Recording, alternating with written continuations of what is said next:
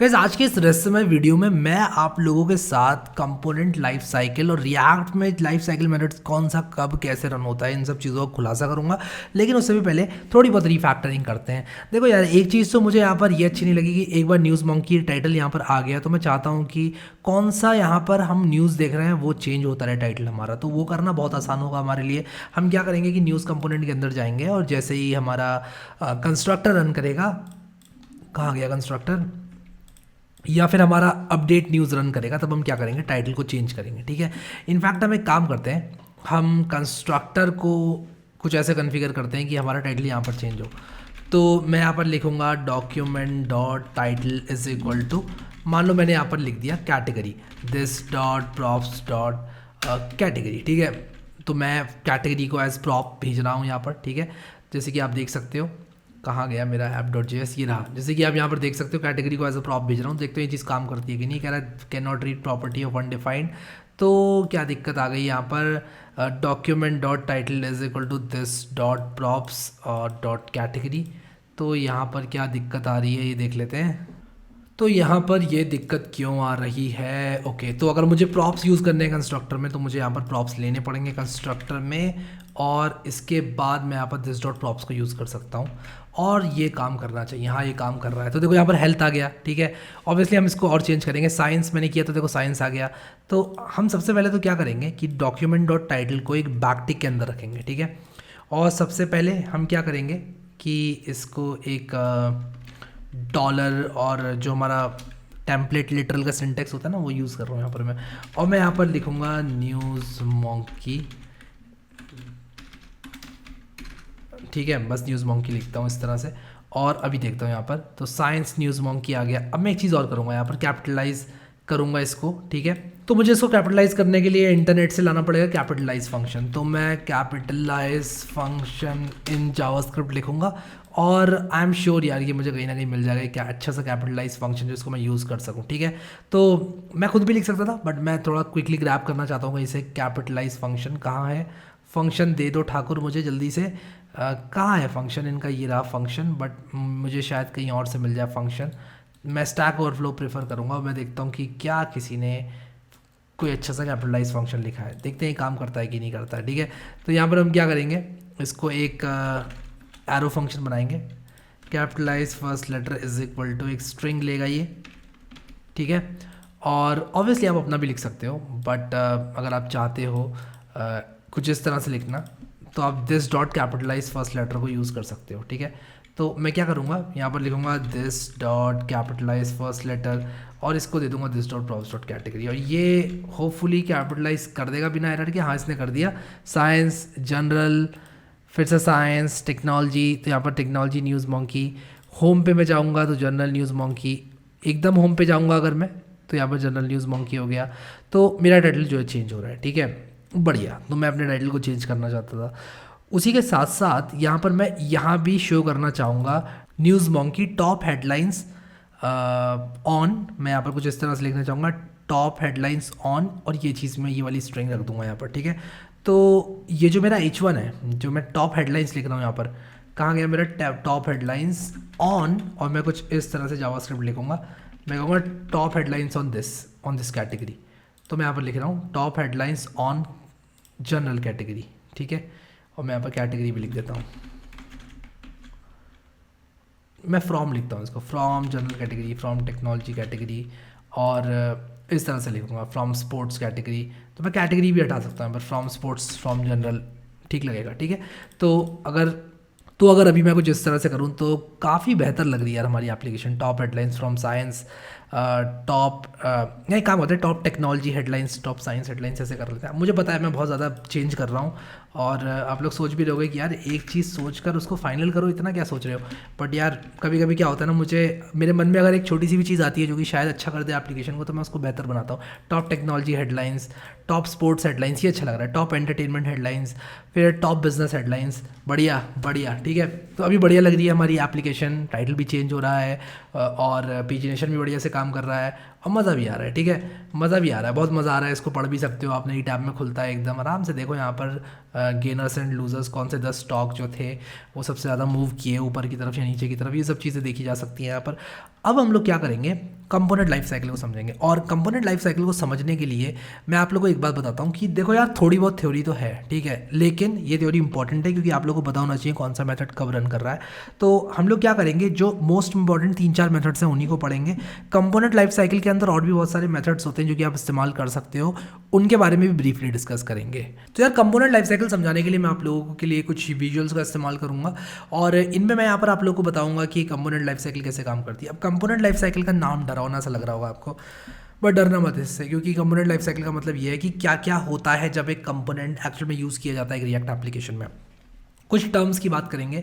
सबसे पहले life cycle क्या है, series of events that happen from the mounting of a React component to its unmounting. अब ये माउंटिंग अनमाउंटिंग क्या है, ये शब्द मैंने प्रयोग तो किए हैं पहले, बट अभी बता देता हूँ क्या है इसका मतलब। माउंटिंग का मतलब होता है बर्थ ऑफ योर कंपोनेंट, यानी कि आपका कंपोनेंट जब आया एग्जिस्टेंस पे, ठीक है, आपकी एप्लीकेशन के अंदर आया तो हम कहते हैं कंपोनेंट माउंट हुआ। ये नहीं कहते हैं कंपोनेंट ठुक गया, कंपोनेंट फिट हो गया, कंपोनेंट चिपक गया। मैंने ये सारे टर्म्स भी सुने हैं, बहुत सारे लोग इस तरह के टर्म्स यूज़ करते हैं, कंपोनेंट चिपका दो, कंपोनेंट ये कर लो, वो कर लो, प्रॉप्स पिला दो कंपोनेंट को। ऐसे यूज़ मत करना, क्योंकि प्रोफेशनली अगर आप लोग टर्म्स यूज़ करोगे तो इस दुनिया में किसी भी सॉफ्टवेयर डेवलपर से बात कर रहे हो तो वो समझेगा। तो माउंटिंग यूज़ करेंगे, हम कहेंगे कंपोनेंट माउंट हुआ, बर्थ ऑफ योर कंपोनेंट, ठीक है। अपडेट क्या है, ग्रोथ ऑफ योर कंपोनेंट, आपका कंपोनेंट चेंज हो रहा है, उसकी ग्रोथ हो रही है, कुछ ना कुछ वो कर रहा है, तो उस कंपोनेंट की जो ज़िंदगी है वो आगे बढ़ रही है, ठीक है। तो ग्रोथ का मतलब ये है यहाँ पर, जैसे कि एक बच्चा होता है, वो छोटा होता है, फिर उसकी ग्रोथ होती है, ग्रोथ होती है, ग्रोथ होती है, फिर फाइनली जब वो एक सीनियर सिटीजन बन जाता है तब भी हम कहते हैं ग्रोथ हो रही है, ग्रोथ हो रही है। ग्रोथ ऑफ द कंपोनेंट यानी कि अपनी लाइफ को आगे बढ़ा रहा है अपना ये जो कंपोनेंट है वो, ठीक है। तो अपडेट कहते हैं इसको।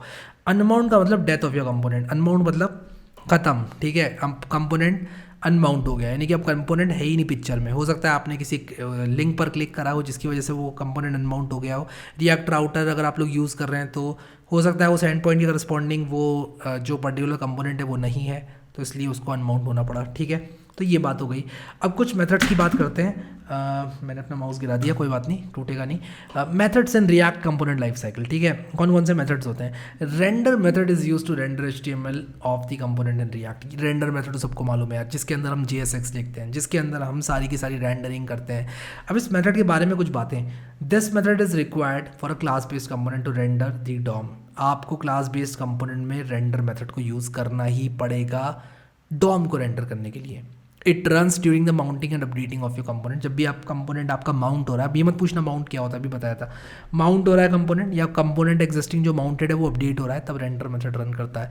अब ये यहाँ पर स्मॉलर होना चाहिए, ऑटोमेटिकली कैपिटलाइज हो गया। Render method should be pure. इसका मतलब क्या हुआ कि आप रेंडर मेथड के अंदर स्टेट को यानी कि कंपोनेंट की स्टेट को मॉडिफाई नहीं कर सकते, ठीक है।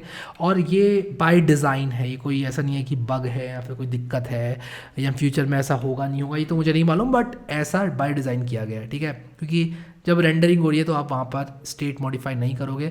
प्योर मेथड का मतलब क्या होता है कि एक पर्टिकुलर इनपुट के लिए वो हमेशा सेम ही आउटपुट दे, ठीक है।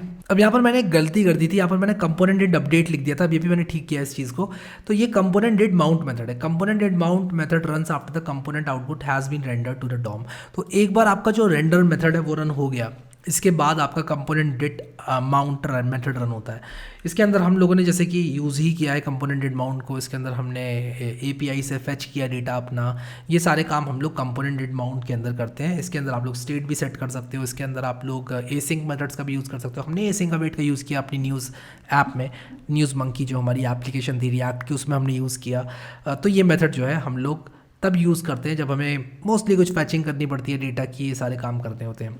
Component did update method is invoked as soon as the updating happens. आपने किसी भी स्टेट को चेंज किया, कंपोनेंट के अंदर कोई भी चीज़ चेंज वगैरह हुई, स्टेट आपने चेंज किया अगर, तो क्या होगा, या फिर उसको नए प्रॉप्स मिल गए, तो कुछ भी हुआ, कैसे भी करके अगर आपका कंपोनेंट अपडेट हुआ तो component did update method run होगा। The most common use case for the component did update method is updating the DOM in response to prop or state changes. या तो प्रॉप चेंज हुए यानी कि नए props मिल गए। प्रॉप, अब prop को मैंने कहा था रीड ऑनली होते हैं, बट प्रॉप दोबारा रिसीव हो सकते हैं कंपोनेंट के द्वारा। तो अगर दोबारा से रिसीव किए कंपोनेंट ने प्रॉप्स या स्टेट चेंज हो गई कंपोनेंट की, तब component did update method run होगा, ठीक है। इसके बाद फाइनल हमारा आता है कंपोनेंट विल माउंट, ठीक है। अगर हम यहाँ पर इंग्लिश ट्रांसलेशन ही देखें इन शब्दों का, कंपोनेंट डिड माउंट यानी कि कंपोनेंट माउंट हो चुका है, अब रन हो रहा है method. Component did update, component update हो चुका है, तो आपको पता होना चाहिए कब रन करेगा, इसके नाम में ये कि कंपोनेंट अपडेट हो चुका है। Component will unmount, component unmount होने वाला है, तो मतलब समझ लो नाम ही ऐसे दिया है मेथड का कि कोई रीड करके ही समझ जाएगी क्या होने वाला है। कंपोनेंट अनमाउंट होने वाला है, तो अनमाउंट होने से पहले या फिर अनमाउंट होने के बाद होने वाला है, ऑब्वियसली अनमाउंट होने से पहले। डिड का मतलब हो गया, कंपोनेंट डिड अपडेट, अपडेट हो गया कंपोनेंट।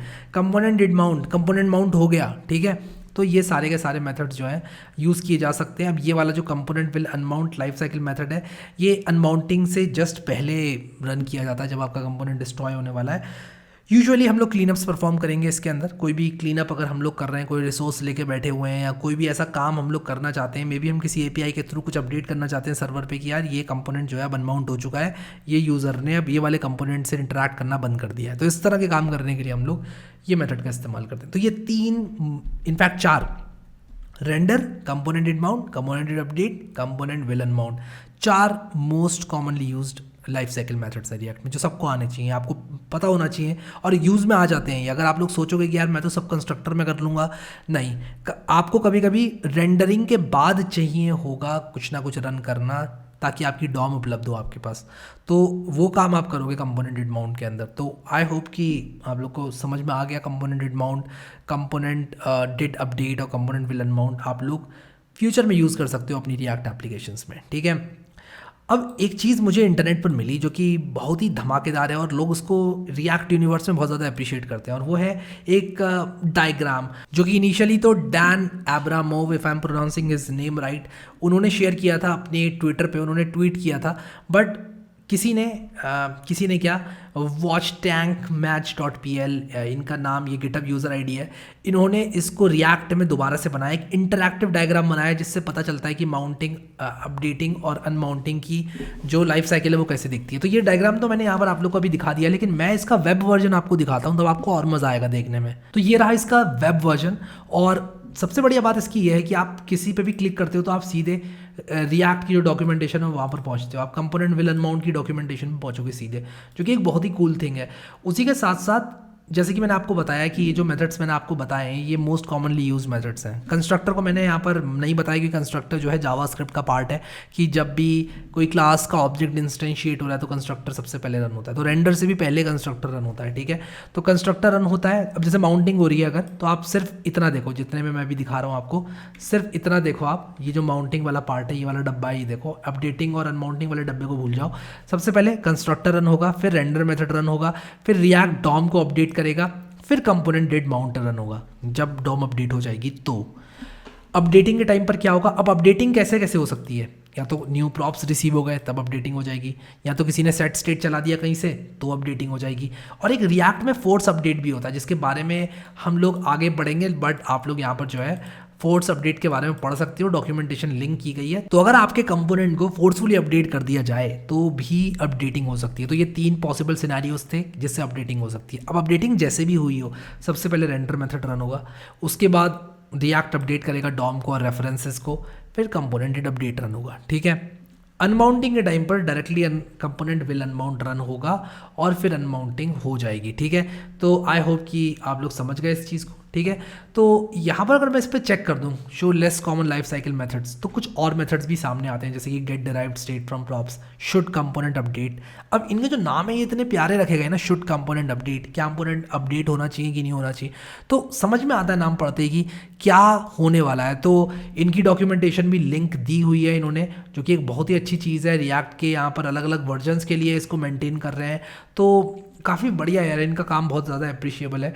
और इससे यहाँ पर देखो इन्होंने सब कुछ समझाया, pure and has no side effects. मैंने प्योर का मतलब तो आपको बता दिया था कि रेंडर फेस में आप लोग स्टेट को चेंज नहीं कर सकते। फिर pre commit phase can read the DOM, commit phase can work with DOM, यानी कि यहाँ पर आप आ गए तो डॉम के साथ अब आप लोग काम कर सकते हो, साइड इफेक्ट्स रन कर सकते हो और अपडेट शेड्यूल कर सकते हो, ठीक है। तो आई होप कि आपको समझ में आ गया। Show less common life cycles को आप अभी के लिए हटा देना, ये मेरा सजेशन है, क्योंकि जैसे जैसे हम लोग इस कोर्स में आगे बढ़ेंगे वैसे वैसे हम लोग को चीज़ें और समझ में आएंगी, जैसे जैसे ऐप्स बिल्ड करेंगे आप लोग, और वहाँ पर आप लोगों को और चीज़ें भी समझ में आएंगी, कौन सा मेथड आपको कब यूज़ करना चाहिए। But most commonly use methods ये वाले हैं। इस डायग्राम को सब लोग सर्च करना है इंटरनेट पर, वैसे मैं लिंक डाल दूंगा डिस्क्रिप्शन में, आपको मिल जाएगा ये वाला लिंक इस डायग्राम का। अब आप इस प्रोजेक्ट को गिटहब पर देखना चाहते हो तो भी आप लोग जो है देख सकते हो। एक बात और बताता हूँ आप लोग को, आजकल कोई भी चीज़ सर्च करना ना बहुत आसान है, बहुत ज़्यादा आसान है। उसका रीज़न ये है कि आप अगर यहाँ पर रिएक्ट, जैसे मान लो मेरा एक हो गया डायग्राम, ठीक है, मेरे को लिंक मैं भूल गया इसका, तब मैं क्या करूँगा, यहाँ पर लिखूँगा रिएक्ट डायग्राम फॉर कंपोनेंट्स। बहुत ही डम सा गूगल सर्च है, ठीक है, बट मुझे मिल जाएगा ये वाला diagram, react life cycle diagram लिखता हूँ, ठीक है, मुझे मिल जाएगा। देखो ये डायरेक्टली पहला ही लिंक आ गया मेरे पास, देख रहे हो, लाइफ साइकिल डायग्राम का। तो आजकल चीज़ें खोजना मुश्किल काम नहीं है, ठीक है, बट उसके बाद भी मैं लिंक डाल दूंगा। अब अगर आप लोगों ने प्लेलिस्ट अभी तक एक्सेस नहीं करी है तो ज़रूर करो एक्सेस इस प्लेलिस्ट को, क्योंकि आने वाले वीडियोज़ में हम और अच्छे अच्छे प्रोजेक्ट्स बनाएंगे और चीज़ें सीखेंगे। अभी के लिए इस वीडियो में इतना ही guys. Thank you so much guys for watching this video and I will see you next time.